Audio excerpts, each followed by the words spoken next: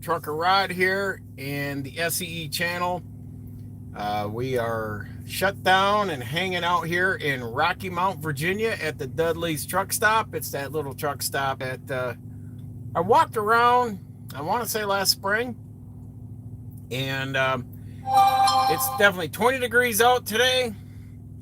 As of right now, the temps went down when the sun went down, so as it's dark right now, let's see if I can get you guys turned around.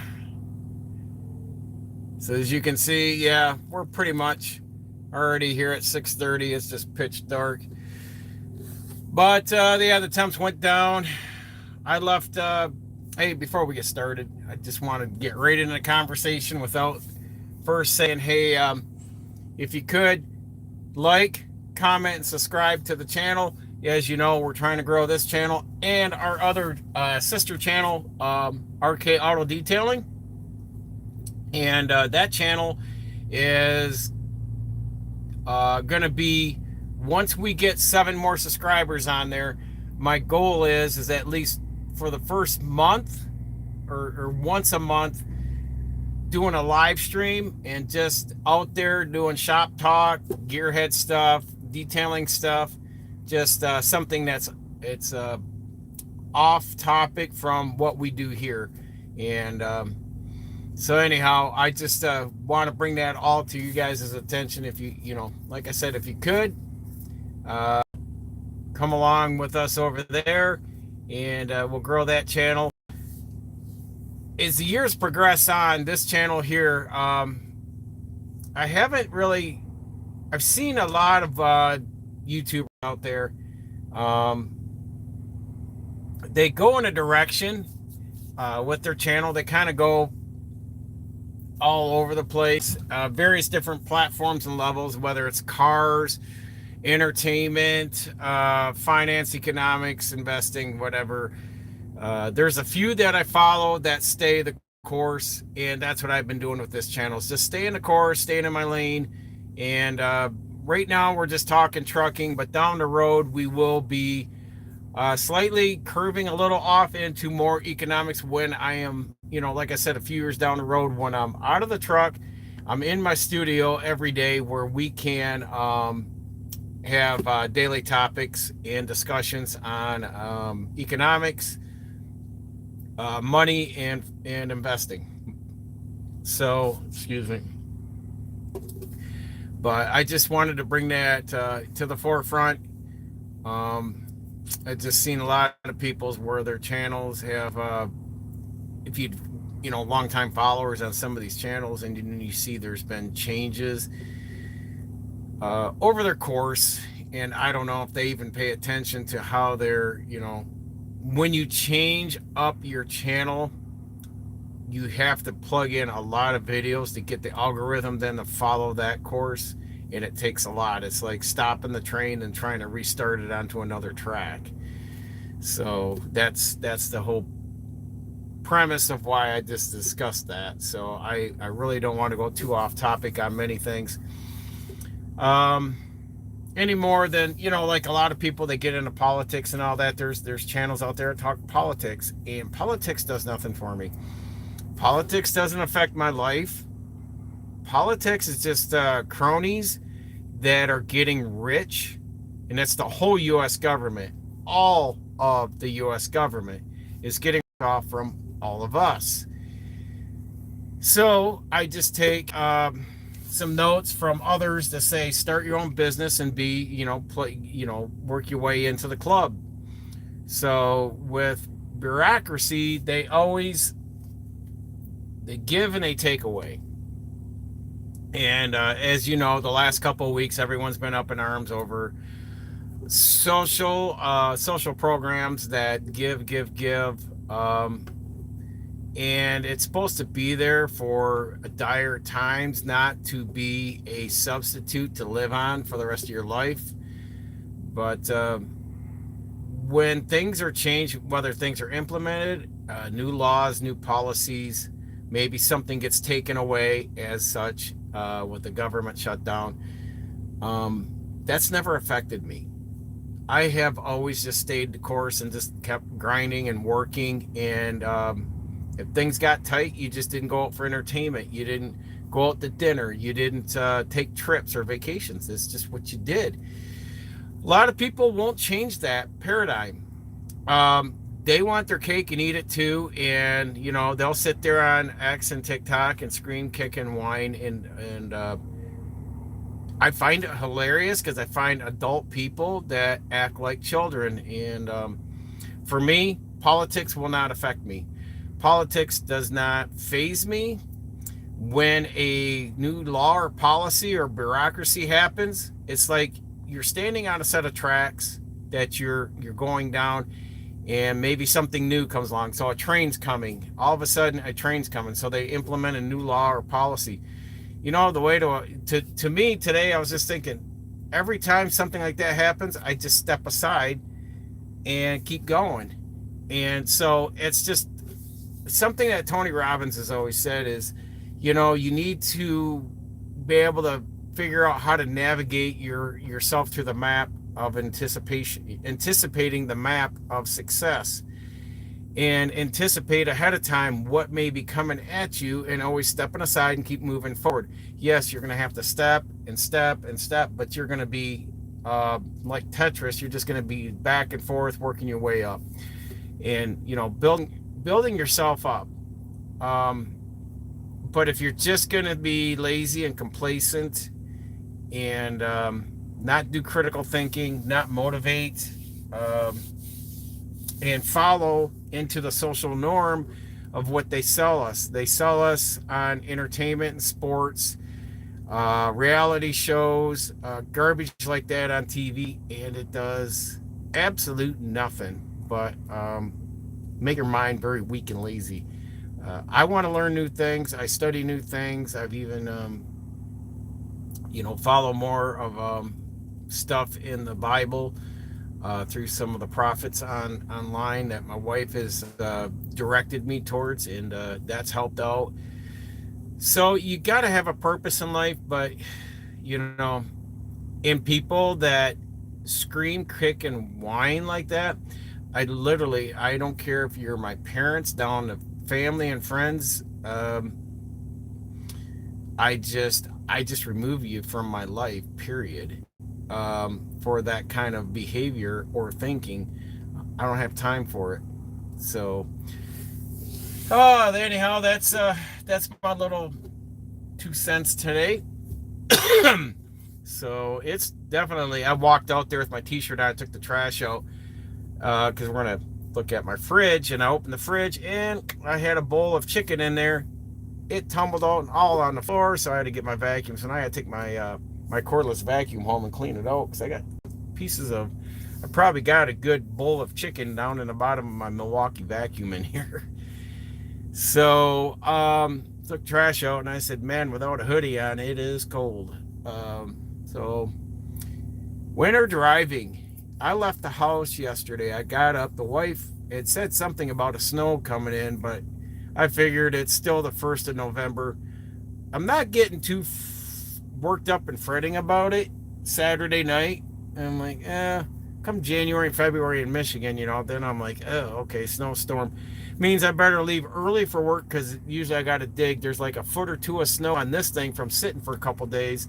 And what I use to clear my truck off during the winter to get it out of the hole is what I say, or the dock, is I bought a telescopic pole, and I'll use a wash brush. My vehicle's at home. My one vehicle that sits outside, it's snow covered. I get a wash brush from Home Depot, Walmart, wherever. Just a regular brush that is going to be soft bristled and easy on your finish of your vehicle. And that's what I use. And I just use that telescopic to get to the airfoil above over my head here, pull all the snow down over the windshield, and then just clear everything off on the front, tilt the hood up, and pretty much clear all my steps, my fuel tank, so I'm not tumbling a ton of snow out into the roadways and as I'm going down the road. It takes extra time. I've spent anywhere from 30 to 40 minutes extra just digging the truck out.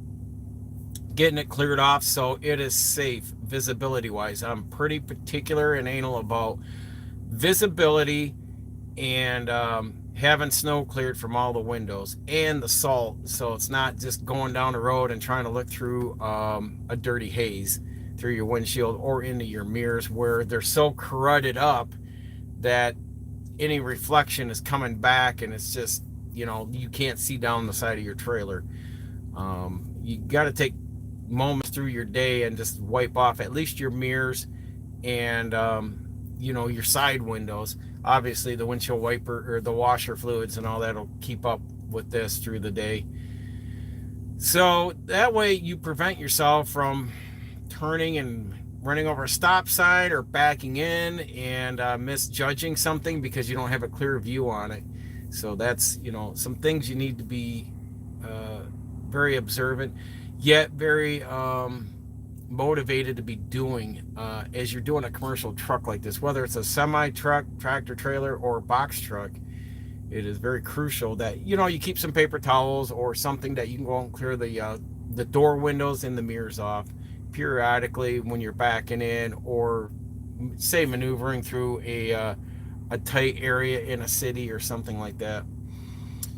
So I left yesterday. We had 4 inches of anywhere from 2 to 4 inches of snow in our region. More south, I went from the Grand Rapids area to Kalamazoo. It was like 4 inches all the way down into Fort Wayne. Then it lightened up. Got across Fort Wayne, across 30 to Ohio, and then it was just green grass and kind of like just the roads were wet, but there was no precipitation. And then I got up this morning in Elkins, West Virginia, and then a whiteout started, and I dealt with that for an hour up in the mountaintops. But once I got down into the interstate and up into Charleston, then it was just a light rain, and then down to Beckley, it was just overcast, cold, and no precipitation. But over the years, and with the winter coming like this, you got to start thinking in your head to change the way your behavioral is on driving. Coming out of Elkins this morning, there is a lot of descending down off the mountains and a lot of sharp curves in a 65-mile-an-hour zone. You can't be doing 65 anymore when there's slush and snow accumulation on the main road, even if it's an interstate. I see it in Michigan a lot. Michigan is just notorious for people will slow down to nearly 45 miles an hour in a rainstorm, drive like senior citizens with the left turn signal on. As soon as the snowstorms come and it's a whiteout blizzard, they're 65, 70 in the left lane that you can't see with like 8-10 inches of snow in it, and they're running like a bat out of hell in it. And I can't figure that out. It's like it's worse visibility than rain. And in junction with that, with the low visibility, people, I don't care if it's noon or if it's midnight, turn your freaking headlights on. Rule of thumb is, and always has been, is if your windshield wipers need to be on because you have visibility issues, your headlights, your lights all around that vehicle should be on, period. And that's just a rule of thumb. But if you got a heavy overcast day, even if there's no visibility issues, but it's pretty dark and that, it's just wise to just run your lights. But it just seems to not settle in with a lot of folks that they'll just get out there and they'll pull out in front of me. And there's like yesterday coming down out of Michigan, and of course today, they pull out in front of you, there's mist because vehicles going by, they're kicking up all the mist up in the air. So that kicks in more, deteriorating the visibility than you're already dealing with coming out of the sky. And it's like, just turn the lights on and use your turn signals, slow down ahead of time. Don't get up like you are in July. That's the problem with the behaviorals. What I'm getting at is behaviorals, you got to start changing the way you're thinking. This is the shift. November is the shift when you need to get out of your summer driving habits and start putting on your thinking cap of you're going to need to slow down sooner. You don't have the pavement under you stop you, without sliding either into the intersection or into the back of another vehicle. You don't have that stopping distance you once had. Um, for me, coming down the mountain today, it's 65. I was doing 50, 55. I can't use the Jake brake because all that's going to do now, I got slush and everything under. So I've got a layer of water and slush, half frozen ice under my tires. I hit that Jake brake, all it's going to do is lock the wheels up, slide, and slide me out. So that's the thing in these trucks is you just can't, do this, do that. You got to see and understand what is going on. This is where your attention level is ramped up.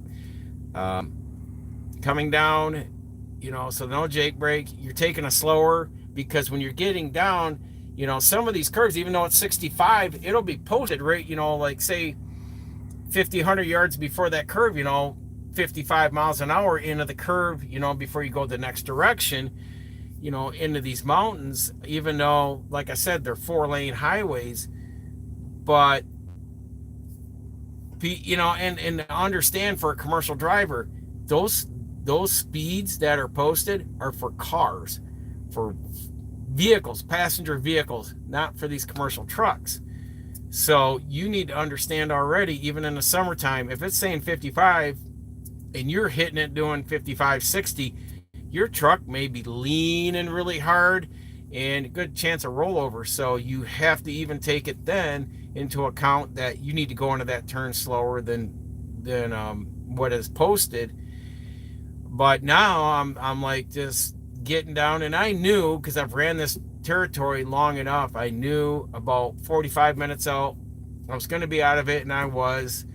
But it's starting to, now you're going through your head and doing a checklist. Now you're pulling everything up out of the back shelf of your head and saying, all right, now we got to be doing this, and this. This is going to be here now for the next, say, 6 months, until what I always say is Easter's. From Halloween to Easter is pretty much, winter wonderland season. We usually will carry a bag of rock salt too. I had to use a couple bags last year on one customer I got hung up on getting out of their parking lot. That helps pulling out of a dock when you're backed in, to pull out, to give yourself, some people carry sand. We have rock salt in Michigan, so it's cheap. Throw some on, I just throw it in the back of the trailer. Some guys put it on the catwalk. Problem is, one of our guys had it on the catwalk but not strapped down, and the DOT ticketed him for it. So, and the problem is having a plastic bag, like a 50-pound bag of rock salt on your catwalk behind your cab.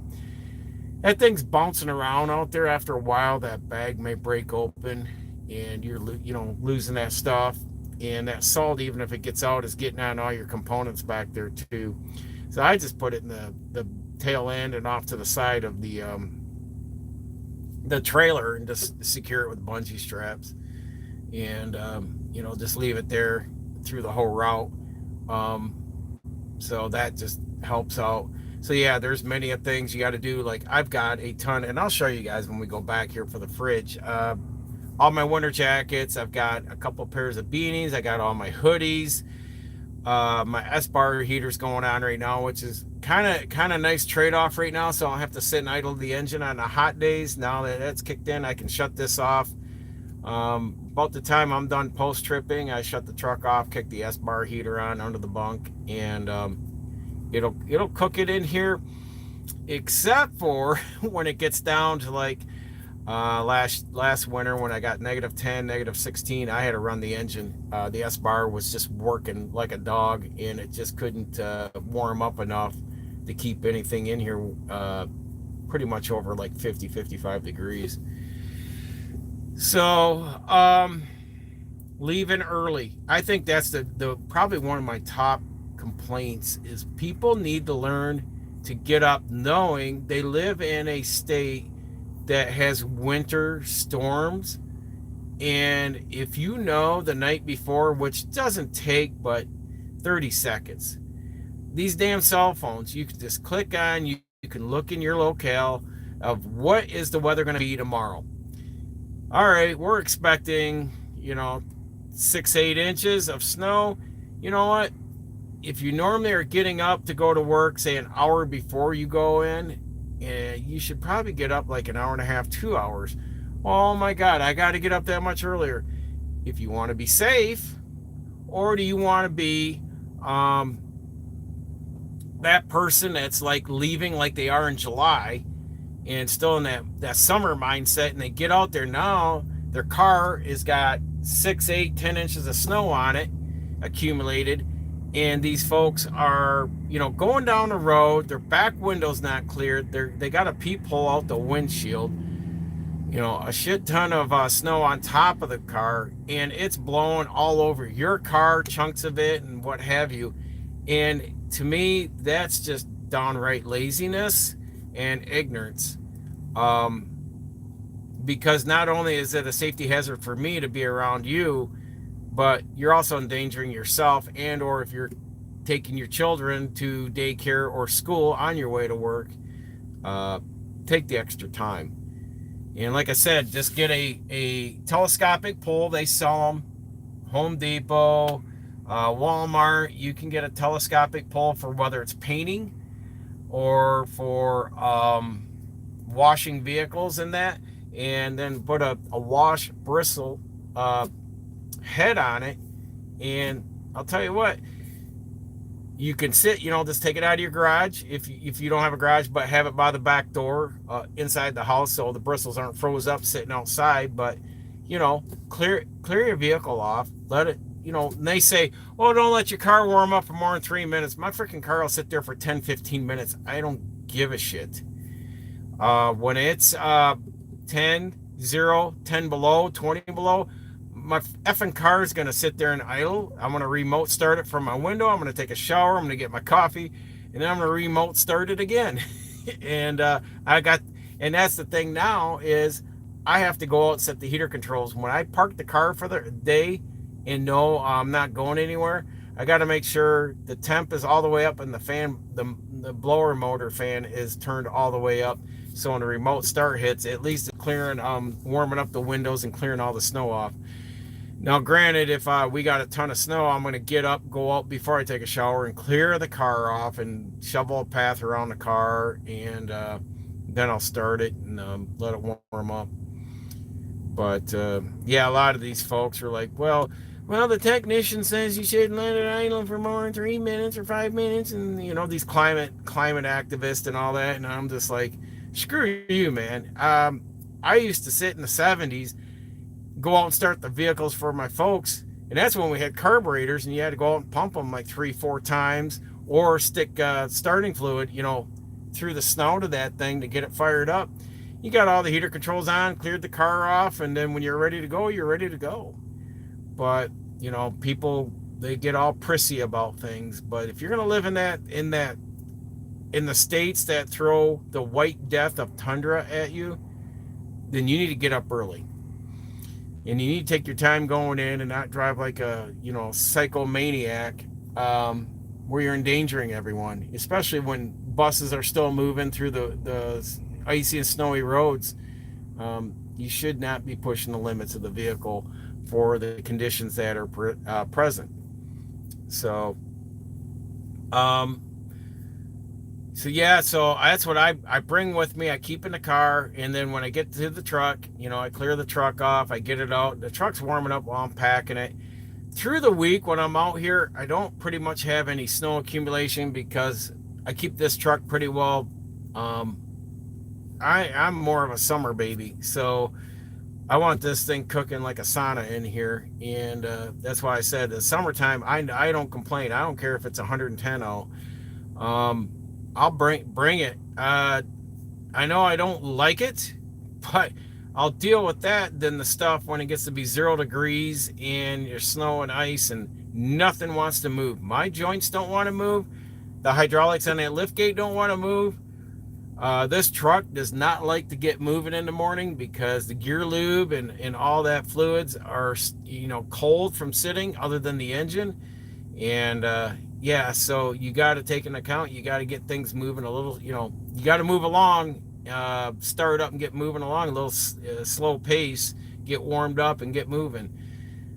But yeah, I don't deal with too much snow accumulation out here. The only time I do is when I get to a customer and I've got all the tail end around the door, snow on the door, and there's times when customers will have a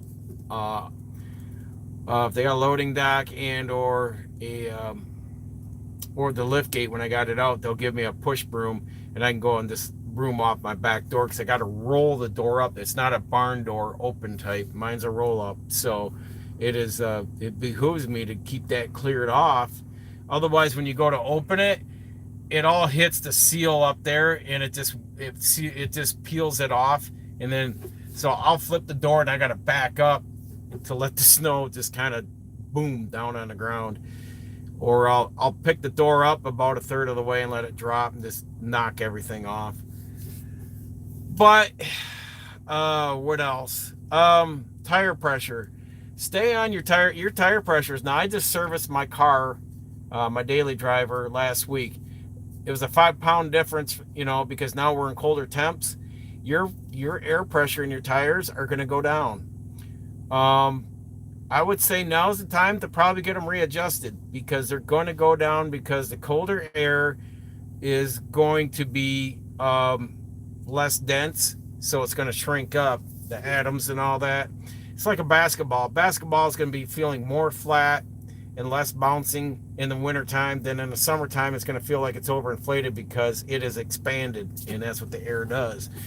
So something to keep in mind. Antifreeze, on my car, I checked the antifreeze. It was good for negative 37. Ryder does a good job with that here. They've already checked it. So make sure that windshield wiper fluid. I always get the de-icing wiper fluid. The summertime, I'll put the wiper fluid in that has the cleaner to clean the bugs. I gotta watch my cord here.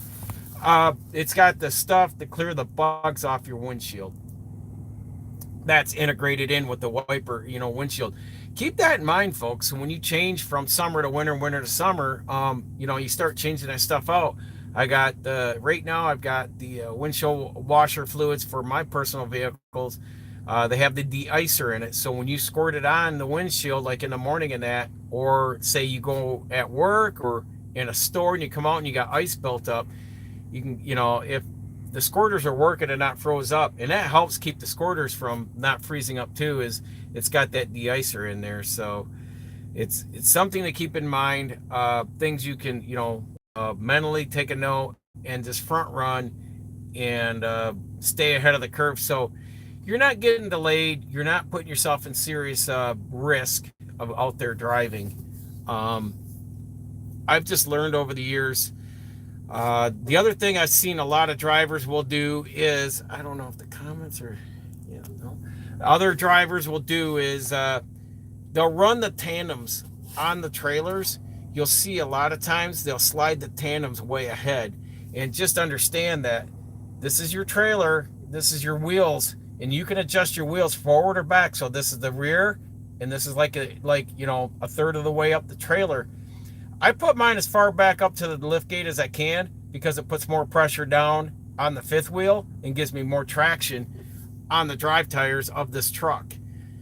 And I'll see a lot of guys bring them ahead, and it takes the weight off the truck. So now you got a chance of jackknifing because you've taken so much weight off the front. That is good, but we here don't have to worry about it. I think the most we get on these trailers, anywhere from 25 to maybe 28,000 pounds tops, is our payload. We're not that heavy. We're full, but our product is not heavy, but it will take all the volume from the floor to the ceiling, nose the door. Our products fill the trailers, but it's just not heavy. And I try to say that to a lot of these guys, and it goes to when you're dropping trailers and docks, you should have your tandems all the way back. So if they're too far forward, and the fork truck, if they're too far forward and the fork truck driver goes in, that trailer's picking up. We've had trailers in our own docks pick right up off the dollies and kick out from the dock, and then the guy's stuck in the trailer. So it's just one of those, slide your tandems back, put your wheel chocks in, even if you got the truck hooked to it, Now remember, a lot of these trucks, and I want to say this one, I'm not sure. I'll have to look at this one again. I'm pretty sure this one does. Our day cabs, only one drive axle on the back of the tractor has parking brakes. And you need to look at that because the brake chambers are going to be small, the non-brake ones, and then the other one's going to be a dual chamber with the spring in it. And I've looked at our day cabs. They only have one axle that is a parking brake on the semi truck. Um, and I don't know on the sleeper truck. I never did take a look. But whenever in the wintertime, or if I'm on an incline, whether, if I'm parked going uphill or parked facing downhill, I pull the trailer brakes too, because all four brake chambers on your trailer are park brakes. So keep that in mind. That's why wheel chalking is important in loading docks when you have someone that's going to go in with a piece of equipment. And just know that ice, a lot of these docks will have ice and snow, and there's a good chance that stuff. And then why I'm bringing all this up is there's a good chance when they go in to either unload or load you, that truck and trailer will slide forward, and good chance that there could be injury for the person on the equipment. No, like I said, know your route plan. My route's going to get changed a little bit here. And there was a certain area where last year I did the mountain pass coming from Harrisburg, Pennsylvania, and I came down the 81, then I cut across Winchester, West Virginia, I cut across the mountain pass over to Elkins. I did that at night, icy roads, hairpin turns, and it probably took me an hour and a half, 2 hours longer than what I normally would in the summer months.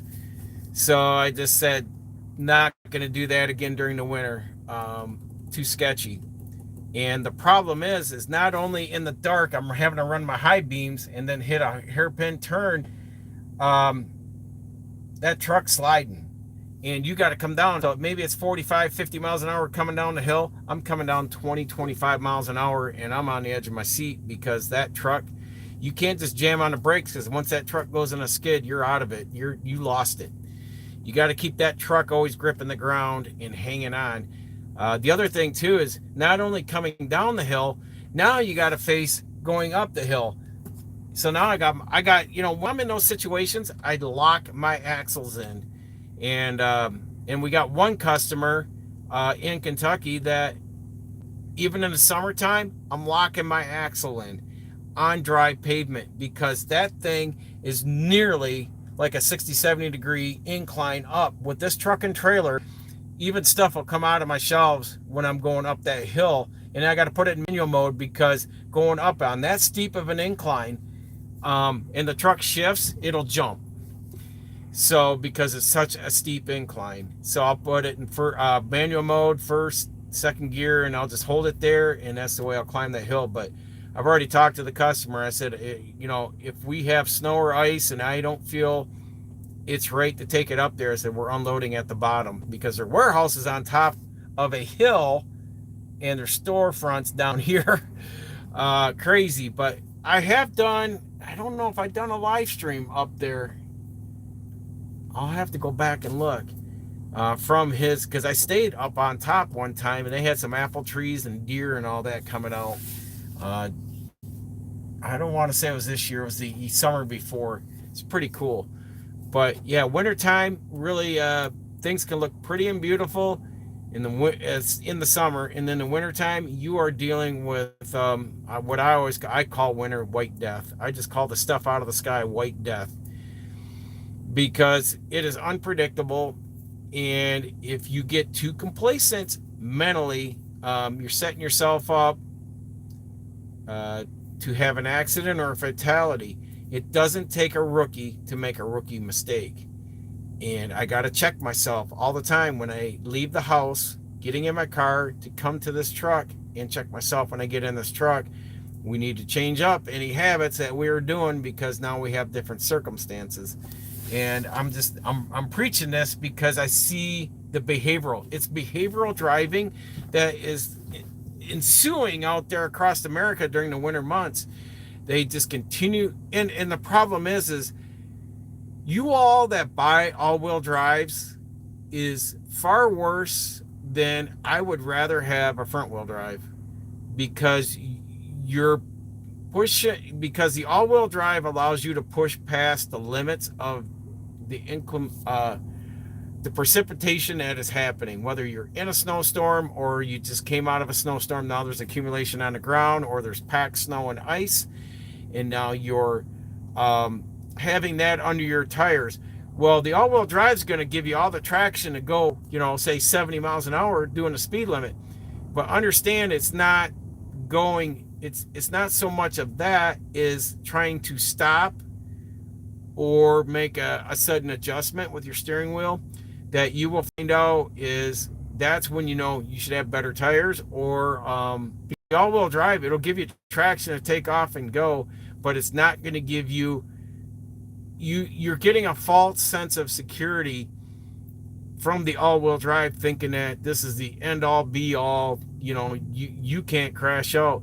And I've seen more damn all-wheel drive SUVs out there flipped on their side, down in the median, all crumbled up, going through the cables, the guardrails, plowing through the median in the mud and all that. And then now, everything's all effed up. And you overcompensated. You were overconfident on what you thought your vehicle could do. You need to treat that vehicle no different than if it was a rear-wheel drive on summer tires. You need to slow down.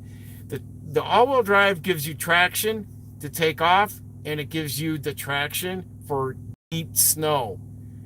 But it's going to spin you out worse than a front-wheel drive on icy conditions. So you just need to slow down. You need to understand, stop. Oh, and this IT stuff. My truck, not so much.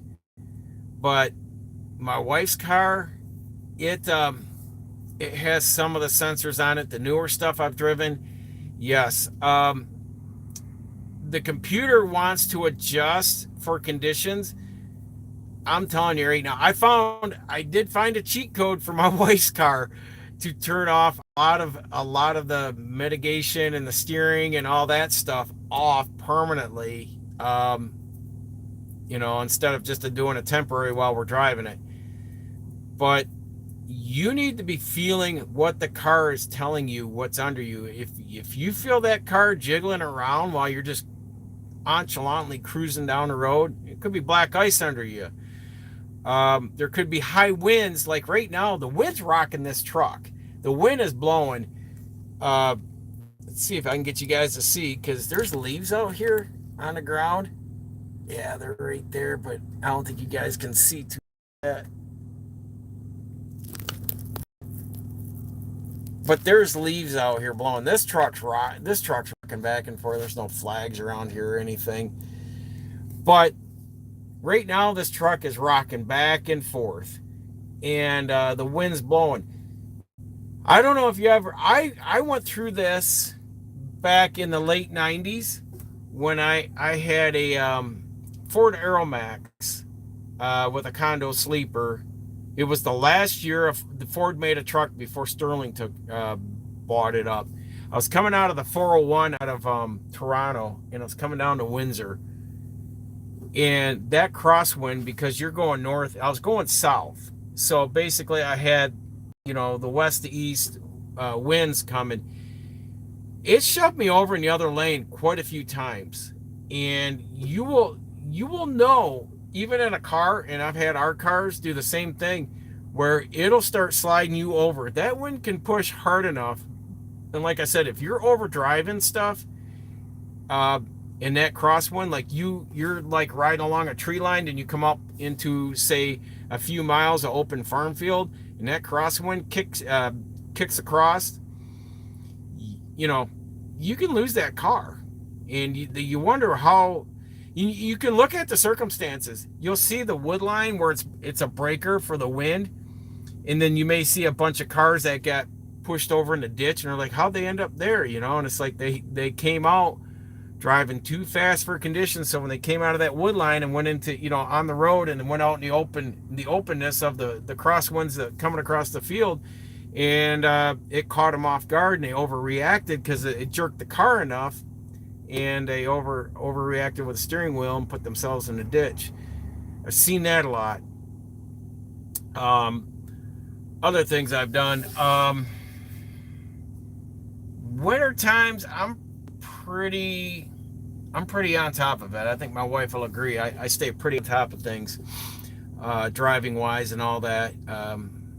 When I was younger, yeah, when you're 18, 16, 18 years old, you want to see what the car or the truck can do, and you're out doing donuts and just kind of doing crazy stuff. But once I've gotten into these semis, not so much. When I ran the 8-axle trailers, we'd have 8 axles going across. So what is that? 4 axles, 32 wheels. Yeah, 32 wheels on the damn trailer. Usually it would be the rear axle by the bumper of the trailer would be a lift axle, and then you would have one in front. That's 4, 5, 6. Yeah, one in front of, because you'd have 3 down axles, one behind the 3 axles by the back bumper, one in front of them. So those would come up, and then I'd have 2 9-foot spreads in front of all that, or in front of what I would call the quads, or the what have you. I would adjust the air pressure on the bags, or because I'd have 2 toggle switches on the dash. I'd have one for the very rear, or I had 3 for the 7 axles, and then the 6 axles we only had to use 2 toggles, the way they wired up the trailers. But you got to remember, this is like 30 years ago now. God, I'm getting old out here. But say the 6 axle, I would just flip the front axles, lift them up. If there was enough ice and stuff out on the highway and a lot of crosswinds, I would pick up the front axles even though I'm loaded, and leave the rear axle down. I would also adjust the air pressure in the bags. So normally I'd run, like summertime, 60 pounds in the rear, and then like my 2 9-foot spreads and that, I'd keep them around 40-ish, give or take 5 pounds.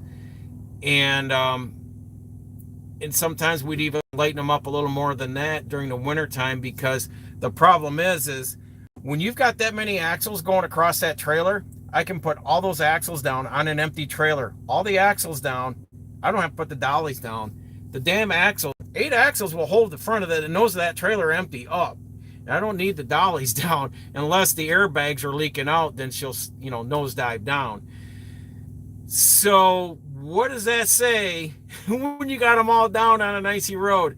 You got hardly any weight really on your 5th wheel plate pushing down on your drive tires, and that means everything, especially if you go to turn a corner or anything. That truck will kick out, and I've had it happen once, and it spooked the living shit out of me, where I was nearly in a 45-degree jackknife in an intersection there by Flint, Michigan, and the axles didn't come up in time, and that truck kicked out. And I mean, it kicked like this so fast, it was just like if you came down the steps of your house on a winter day and you slipped, all of a sudden just slipped.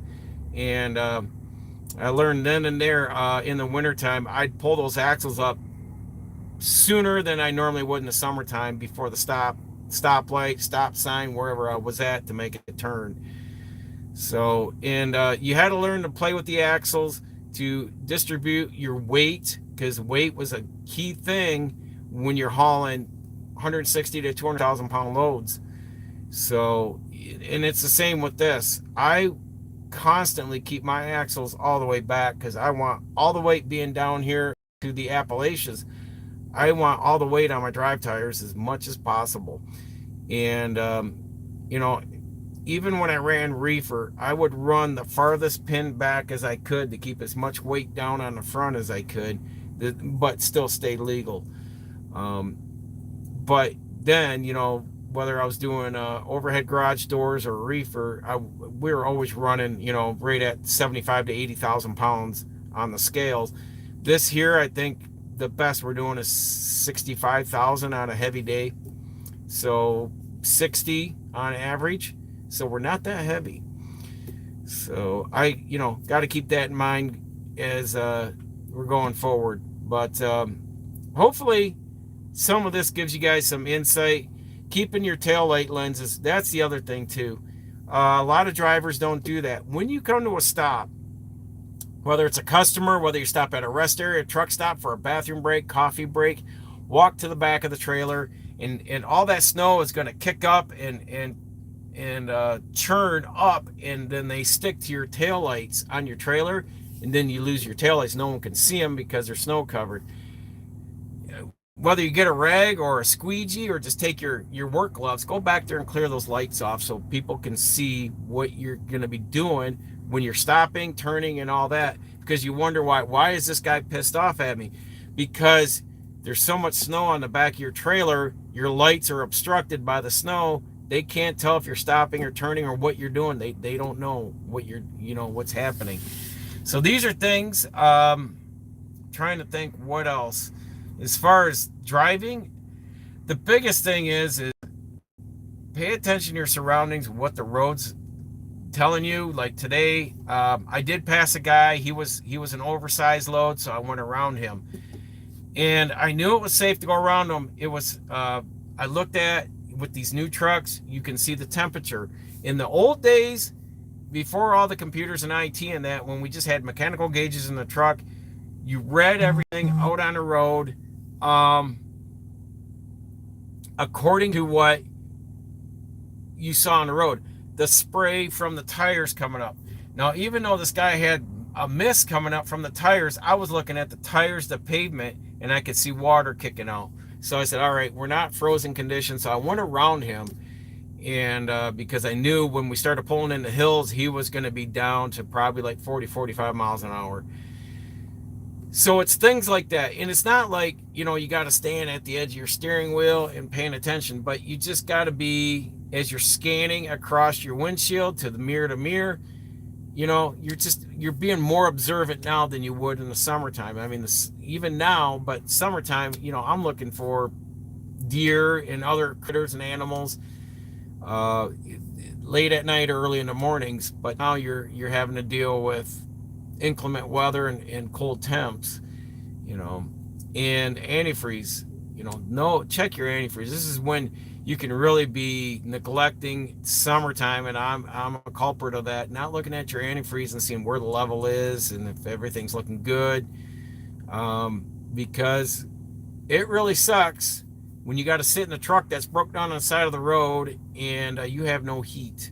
And I've dealt with some trucks in the past when you have no heat in the cab and you're freezing your cojones off in here. Whether you had an antifreeze leak, the thermostat doesn't work right, or maybe the heater core is plugged. I'm telling you this from experience of things that has happened in these semis and personal vehicles, but semis. I've had the switch go bad. I've had the blower motor go bad. I've had plug heater cores. I've had leaky heater cores. I've had leaky radiators. I've had bad thermostats. I've had low coolant. You name it, it's just happening on and on and on. And you roll with it. But I carry spare oil and antifreeze with me. And, I'm not going to carry 5 gallons of antifreeze. I'm going to carry a couple jugs. If that'll get me by to where I can get to a truck stop or a repair facility where then they can handle getting it squared away and topped off, fixing the problem. Diesel fuel. There we go. I knew I was missing something. Oh, the lovely joys of winter and diesel fuel. How many times have I had in the late 80s? Holy shit. I've had a truck quit on me, and there was so much water in the company had in-ground fuel tanks at its facility.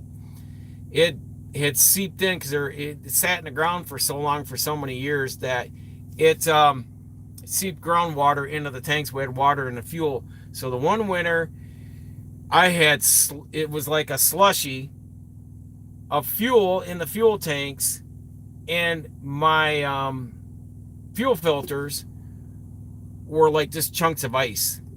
And we had to change the fuel filters. We had to drain as much fuel out, put warm fuel in. We had to go back on the side of the road. And this was like a half a day project getting this thing up and going because of getting bad fuel.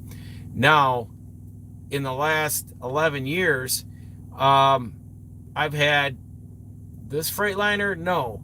My previous Freightliner, no. The previous one of that, one time, and that was because I got it at a speedway or some place, and I just refused the fuel there or pilot. I carry power service, diesel fuel treatment. I carry enough. One quart bottle will cover both tanks, but if my truck is acting up, and that's where you got to sense your truck and know if it's fluttering, acting up, or it's throwing a code. I'll throw a bottle in each side, and it'll work the water out of the system. But the guys will have to go in and change the filters and reset the code, or the take the code off, or the check engine light. We had it to where we had internationals back in we had 2013 internationals with Cummins, yeah, Cummins, day cabs. That was the early DEF systems. Say, was it 2012? And sorry I didn't catch that pathway. I hope I see you got that the message retracted. I was going to finish my thought and then go into your comment there. So if you want to repost whatever you're doing there, I'd appreciate it. But the problem with the early DEF systems, they didn't have like they have a coolant line. We used to have that with the hydraulic tanks. The hydraulic tanks, when we ran gravel trains or walking floors, and you had to run in the wintertime, run your hydraulics, there would be a coolant tube, like a heater tube, going through that the coolant would pass through to warm up the oil. So that way it wouldn't aerate and cavitate the pump and just, basically foam the oil up. The DEF system in 2014, when we had those trucks, they were DEF starts around, what is it, 15-10 degrees? It turns like a slushy, and that's why you'll feel the DEF pumps having warm handles on them, because they've got electric heaters on them at the fuel islands. But these trucks, the Freightliners, have coolant where they have heaters built into the DEF tanks to keep them, so they don't freeze up. We were having problems with those internationals all winter long, where we had to have them hooked several times because the DEF was so frozen that the truck wouldn't run. Even then, we were told leave the trucks running all night, and that didn't help. Take a gallon jug or two of DEF fluid into the hotel room, put it on the heater, get it really warm during the night, take it out, pour it in your tank, and hopefully that would loosen everything up. I'm telling you, we fought tooth and nail on those trucks, and Ryder got us out of those trucks like halfway through our lease. They were just like, we're getting you guys out of there, because they were paying for so much service work and tow bills and other shit from that. So we got out of those trucks, got into the Freightliners, and really haven't had a problem unless you get bad fuel. Now, with our leasing, we're at Ryder with our leasing on these trucks, but Ryder has made it to where we get our fuel at the Ryder shops. And the trade-off is we get a discount on our fuel better than if we go to a Love's or a Pilot TA. They give us a better discount. They manage our fuel cost and all that. But also, the kicker in the sweetness of this is we get fuel there. I go down the road and my truck's gelled up, froze up, anything, or bad, or say I got bad fuel and it leaves me broke down on the side of the road, or the truck limping along. They have to pay the toll bill and all the repairs and all that jazz. If we go outside of their ecosystem and get fuel at Pilot or TA and the fuel's bad and the truck has fuel issues where it's not running, turning off, throwing codes, we're stuck with the bill of repairing. So I make sure this truck, I want to say this last year 3 times I may have fueled up out of the system, because I was just in the mountains and just wasn't going to make it to a rider shop. In West Virginia, there's only like three rider shops in the whole state, and so I think I was hovering right in the middle of the state, and I just burned up enough fuel where I wasn't going to make it out to get to one of their facilities. But summertime don't bother me. This time of year, if I know, hey, I'm going by a rider shop like I did today, I'm literally driving a half mile by the front door of the shop in Charleston, West Virginia. I'm pulling in there.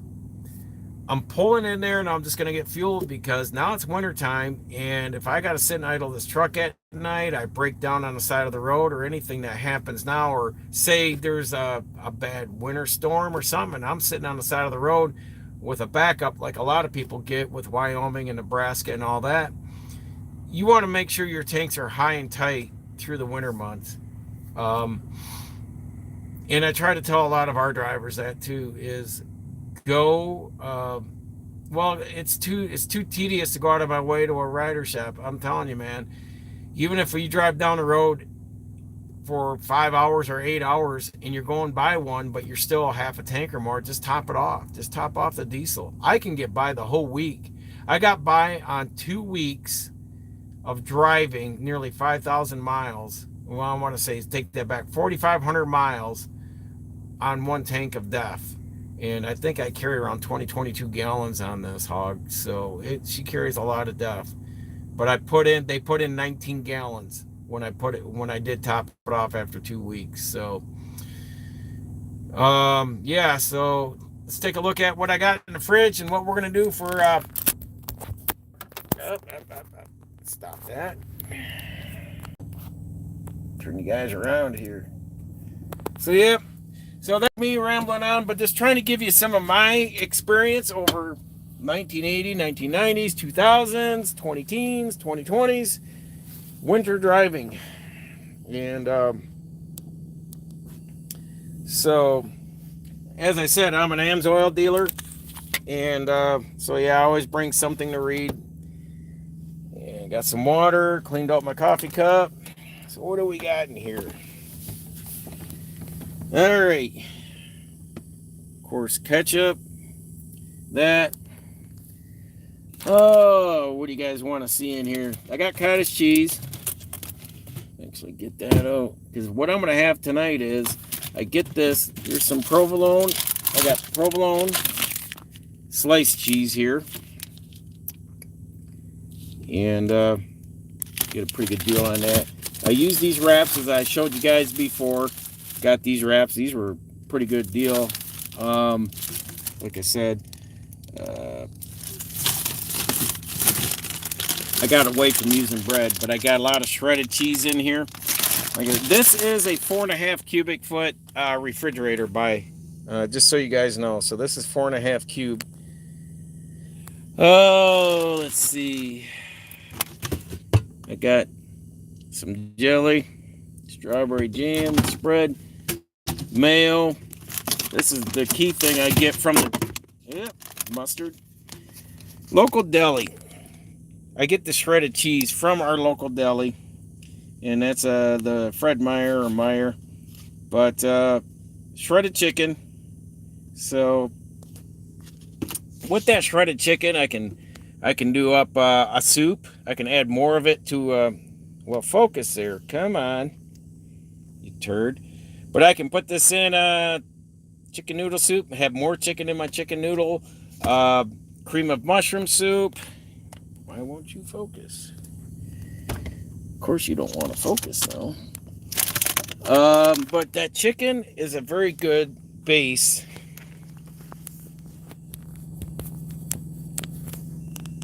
Not sure why it won't focus in. Apologize for that. Seems like it just kicked itself out.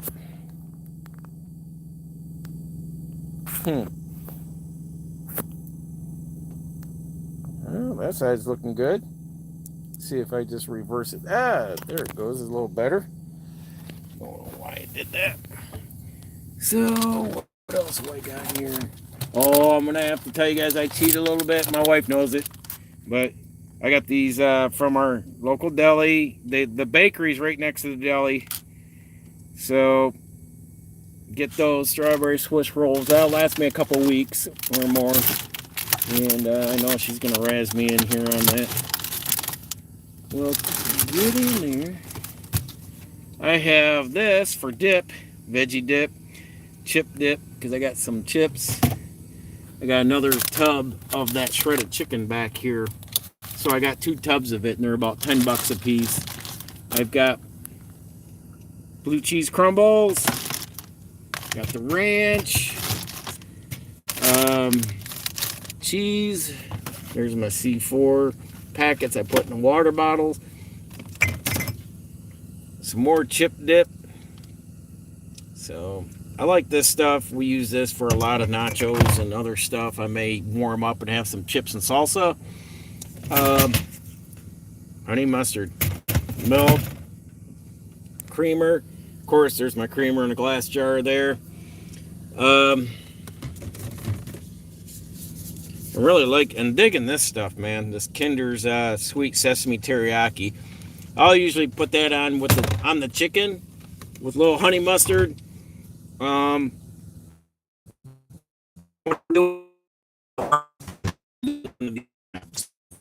Really good. And then tonight, I think. Why won't they?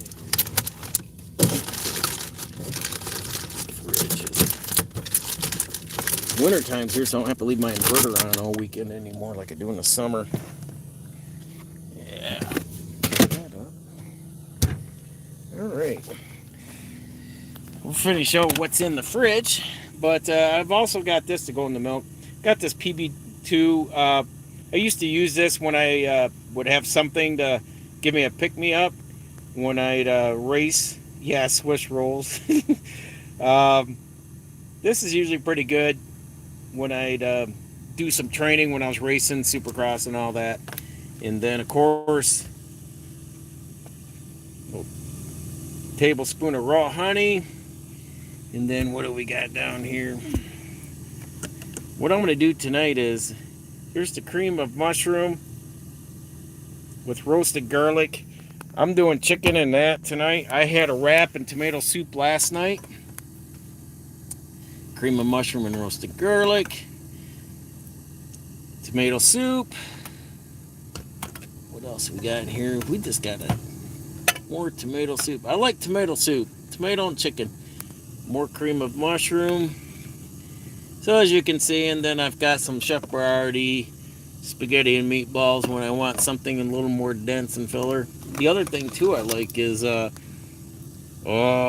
there steak and potato.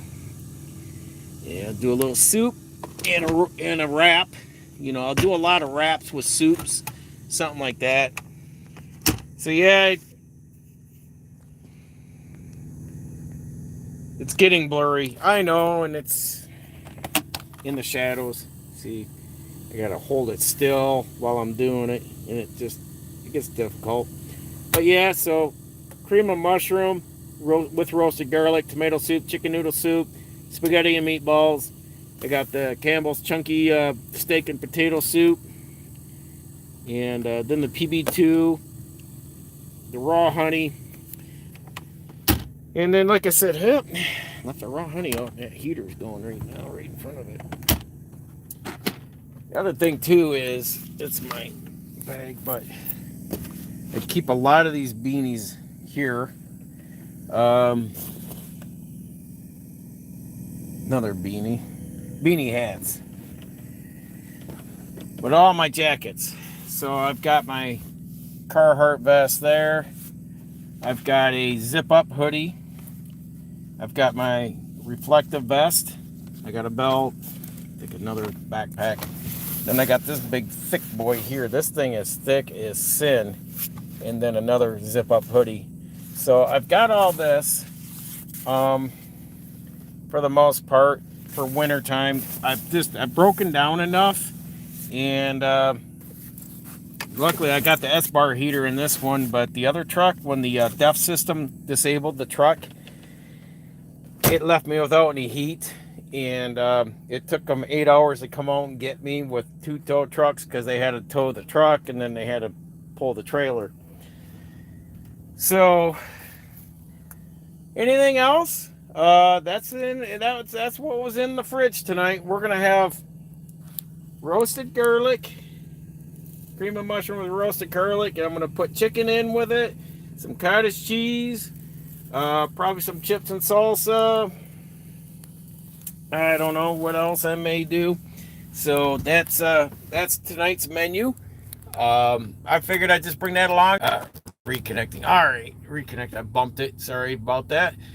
Um, you know, there's a restaurant right there at Dudley's. They got a restaurant. The thing of it is I was listening to a couple finance guys, and they had friends and family members that sold their house like in 21, 22 when housing went up, and they took that money, banked it, and they were going to live out of their car, work a year. They ended up not saving any more money than if they were living because living out of your car means then you got to go get a membership, shower at the gym, and you're eating out all the time. And the eating out, they said that was the number one thing that was killing their budget. So what I'm saying is I am pretty particular about, I'm eating, I'd say I'm at least 80% eating healthy. Some of that stuff is probably high in sodium, but I'm not eating 3 times a day. I'm usually eating like right after this live stream. I'm not stopping. Sometimes if I'm hungry, I will make a wrap. And I'm just keeping you guys out. Truck stop, I like it.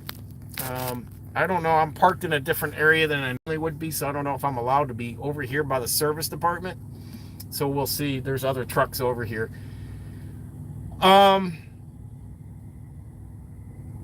It's your health. You can be Elon Musk, you can be Jeff Bezos, but if you're living your life self-destructing, alcohol, drugs, fast food, like bad food, like you're just eating all kinds of, you're eating out and you're eating bad food. You can have all the money in the world, but you can't buy back your time. And at a point when you self-destruct your health, you can't buy that back. It's like irreversible, especially a heart attack. Once you've scarred the heart tissue, you're never going to get that back.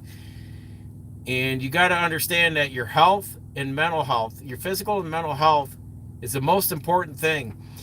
If you're destined to go out and be successful and be that one person in your family, and I don't know, do you guys want to see me or do you want to see the parking lot? Let me know.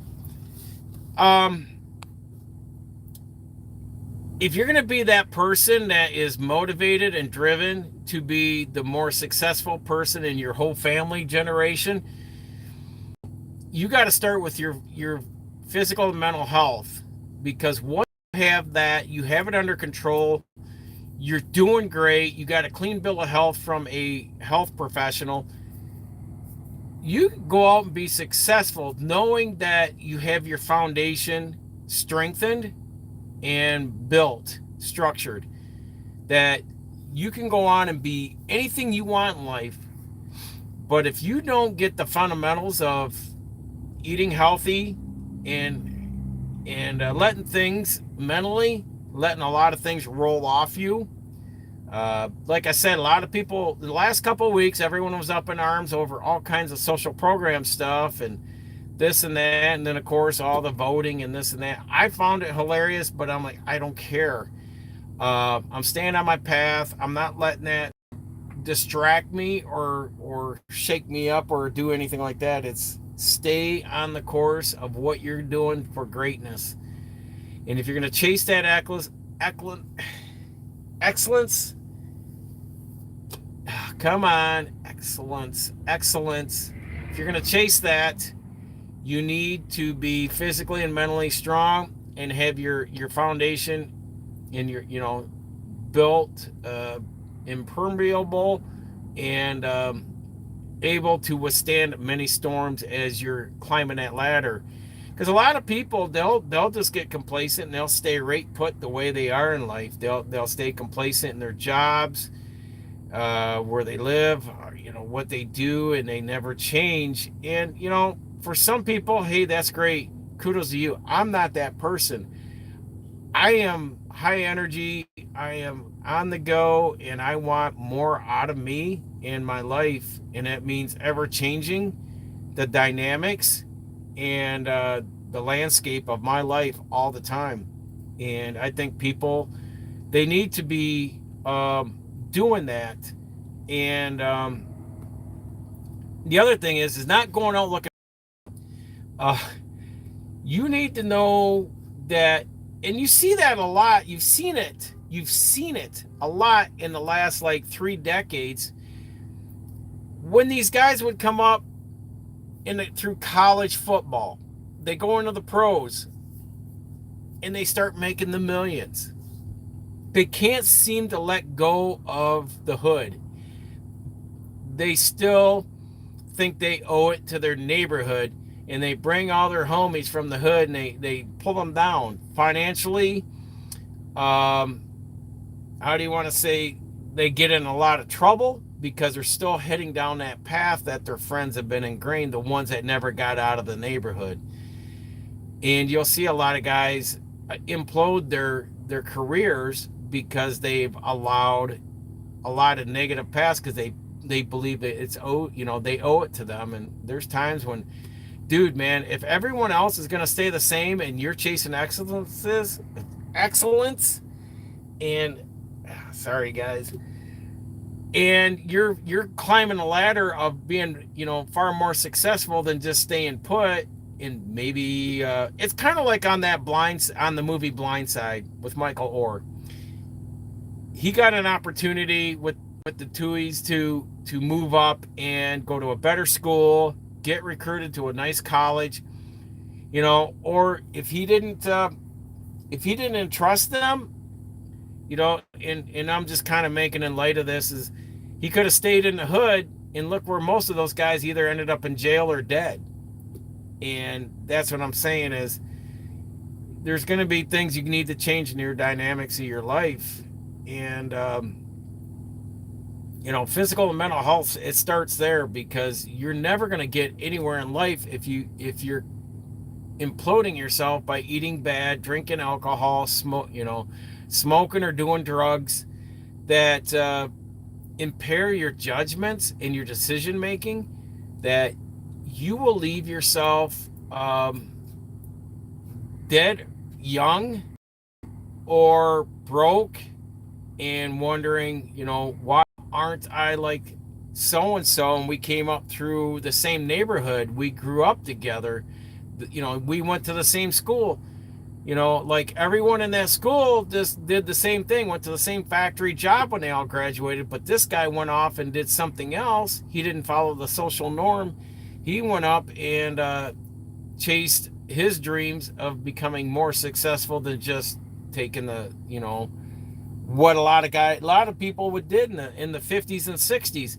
You got out of high school and you went down to the local factory and you worked, and it was enough wage to sustain you for a one income family to have a house and a car and raise a family. You can't do that anymore. You got to think, even at this age, I'm going to be 59 years old next month, and I'm trying to find ways to be making more money than what I'm doing in trucking. I've got goals. My goal right now is to make $250,000 when I hit that, which I'm, getting close.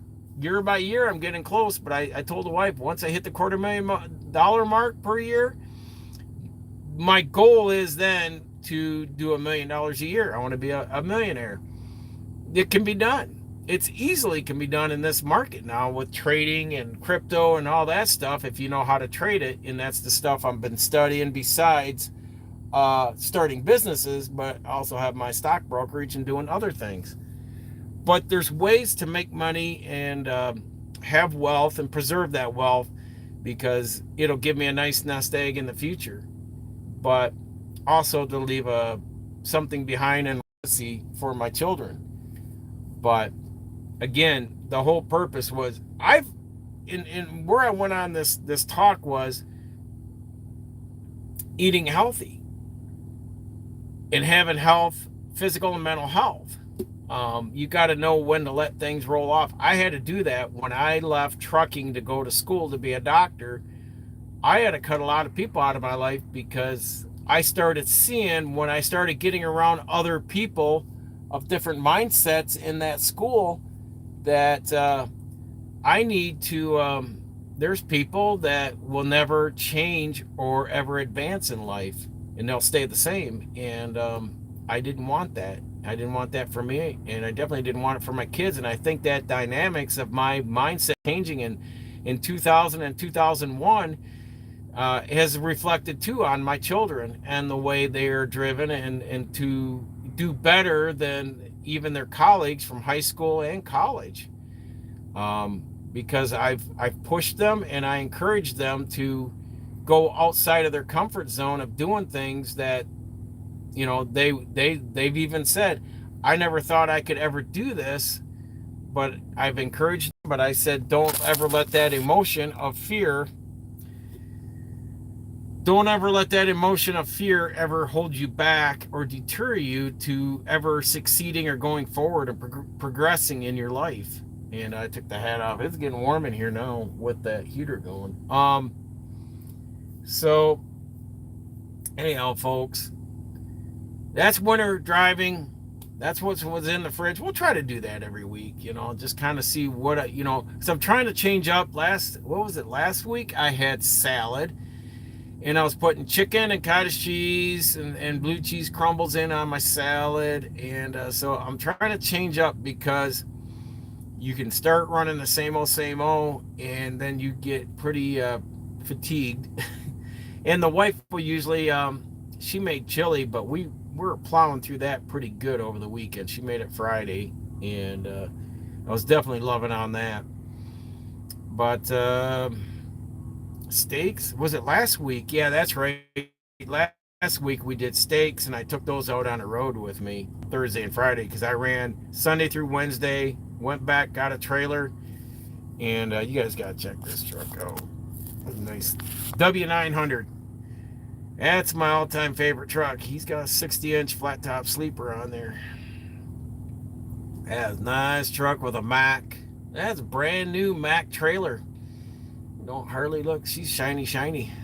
And even the dolly legs, they ain't got no rust on them. So she's got a nice setup there. I like that. So, but yeah, she made some steaks, sirloins. We had some nice top shelf. Well, from the farmer that we buy our cows from. But I end up making steak wraps, yeah, steak and cheese wraps and all that for that night I stayed out, so I had a couple of those. But usually she'll do a meal prep, or I'll take leftovers, and then that'll kind of help gap things too. We don't go out to eat. This year we have not gone out to eat, but we have ordered in pizza one time, and that was because my daughter was over and we were all pretty well exhausted from working. And one time in 11 months that we've ate out, and the rest of the time has been home cooked meals off the grill, off our stove, what have you. But yeah, that's the key thing, is disciplining yourself. You know, if you're going to save money, if you're going to stay ahead and stay healthy, you know, physically, mentally, financially, you know, you want to be ahead of everything that bureaucracy is throwing at us out here. So you're not making a TikTok just to kick and scream like a 30, 40, 50-year-old. A lot of these folks, I'm like, wow, how can you act like that? And so childish in a social platform, because you're not getting your way, and too much entitlement, and no skill sets. I mean, when I say skill sets, I don't mean go and build a freaking house either. A lot of these folks don't have any skill sets to know how to cook. Use a stove. I mean, if it's not in a container to throw in a microwave and heat up, these people are freaking lost to cook from scratch. They're like gone. And to throw a grill at them and cook meat or anything, it's like you just threw Chinese language at them. So it is amazing how, our society has been dumbed down and lazied over that. But yeah, you got to take control of your life. And I'll wrap it up on that. So if there's anything you guys want to see or ask, maybe some suggestions you guys may have on out here on the road. But I refuse to eat at a restaurant. I am very, if you're listening, let us know where you're at. Yep. Um, if you have any suggestions on other ways you can eat healthy out on the road too, I'm open for it.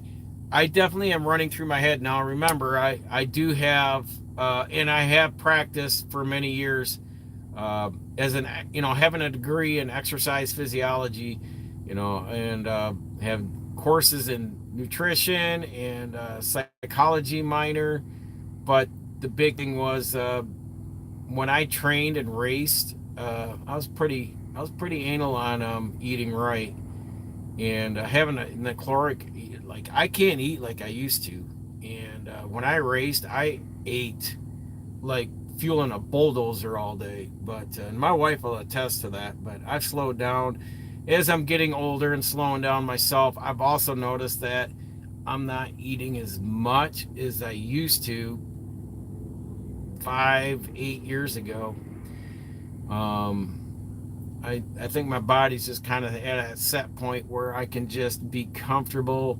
You know, maybe a wrap, a soup, like a soup and a salad, or a soup and a wrap, and I'm pretty well set for a whole nother day. So I'm not a big eater anymore as I used to be. So the big 6-0 is coming next year. But anyhow, folks, I appreciate you being here. Chime in, let us know what you like, didn't like, and what you'd like to see more of. I'm open for it. I didn't want to get into any trucking topics. There's still a lot more stuff that's been going on out there on the roadways, more accidents, more fatalities. But put my finger on the pulse of that across the nation. There's things that you can get worked up on that you can't control, but if you just keep your circle small in the ecosystem that you're in, what you can control, you'll find that you don't get anxiety and frazzled up so much that you can lead a pretty stress-free life of just keeping into your circle that you can control. As they used to say in the day, tend to stuff in your own backyard. Don't worry about what's going on in my backyard, but, mind your own business, or just mind to your stuff in your own backyard. Just mind what you can control within your circle, and you'll be fine. And when you see something like I said, the train coming and stuff like that, learn to know how to navigate, step aside, and keep progressing forward. That's the best you can do. And unless, I don't want to get into much more details on that. But anyhow, folks, I appreciate you being here. It's a good viewing tonight. Like I said, drop in there what y'all like to see more of, or what, maybe some suggestions on food or other ideas. I don't carry a hot plate. I'm only out here for 5 days. I'm not out here for weeks or months on end like some of these drivers and what I used to do. So this gets me by for the 4 or 5 overnights that I'm out here for. So anyhow, take care, stay safe out there, folks. The winter months are here now, and continue educating yourself. Knowledge is learned, not taught, and we will see you all in the next video.